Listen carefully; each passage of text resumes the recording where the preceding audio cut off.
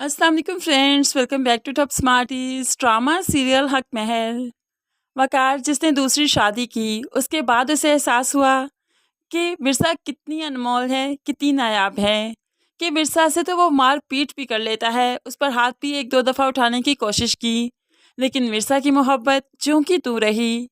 क्योंकि विरसा बहुत चाहती है वकार को, किसी भी सूरत में उसे खोना नहीं चाहती। वकार ने तो इतना जलील करते हुए उसे घर से भी निकाल दिया, लेकिन फिर जब लेने गया तो विरसा ने एक लफ्ज़ नहीं बोला और चुपचाप उसके साथ चल दी। ये मोहब्बत ही तो है, और वकार को इस मोहब्बत का एहसास अब हो रहा है जब जूबी उसे जूते की नोक पर रखती है। जूबी से तंग आकर वो विरसा के पास आता है, लेकिन विरसा अब वो विरसा नहीं रही।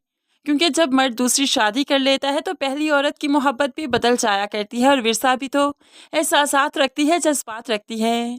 जब वकार आज उसके सामने आकर खड़ा हुआ तो विरसा का दिल नहीं धड़का। उसके दिल में कोई जज्बात वकार के लिए नहीं उभरे, क्योंकि वो देख रही है तो उस वकार को देख रही है जो जूबी के साथ रहकर आया है, एक रात गुजार कर आया है। क्योंकि वकार की शादी को एक रात हो चुकी है। अब यहाँ पर विरसा बहुत ही नफरत भरी नज़रों से वकार को देख रही है, लेकिन विरसा क्या जाने कि वकार और जूबी के बीच में तो कोई रिश्ता बना ही नहीं।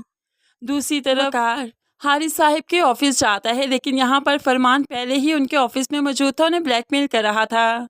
आपने तो कहा था कि शादी के अगले रोज़ ही तलाकनामा साइन करवा देंगे। कहाँ है तलाकनामा? शादी को एक दो दिन गुजर गए, लेकिन तलाकनामा तो अभी तक मुझे नहीं मिला।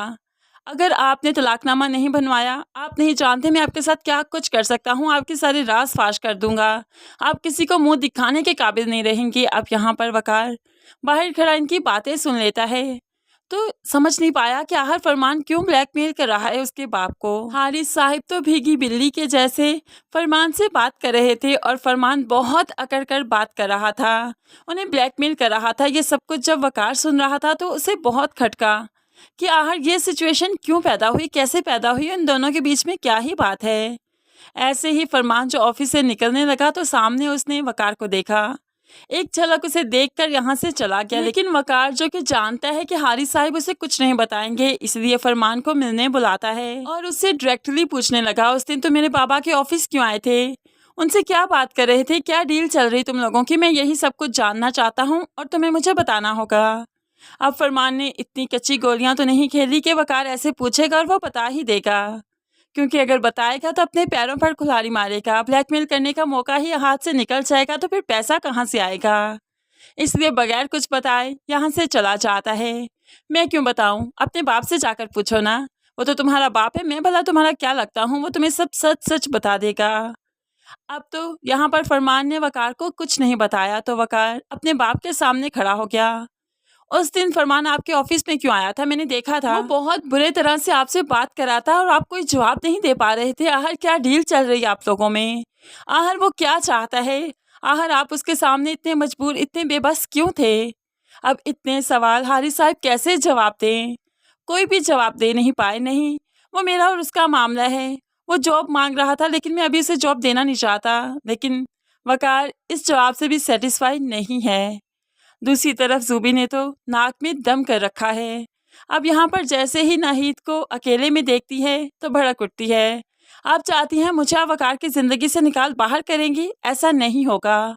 अगर सोच रही हैं कि विरसा इस घर में आ जाएगी और मैं उसे रहने दूंगी, ऐसा बिल्कुल भी मत सोचिएगा, क्योंकि अगर ऐसा हुआ ना तो आप सब लोगों को मैं सड़क पर ले आऊंगी। क्योंकि आप लोग जानते नहीं कि सब कुछ हक महल में मेरे नाम है, आप लोगों की फैक्ट्रीज, ये घर, सब कुछ, सारी जायदाद, और मैं आप लोगों को सड़क पर लाने में एक मिनट नहीं लगाऊंगी।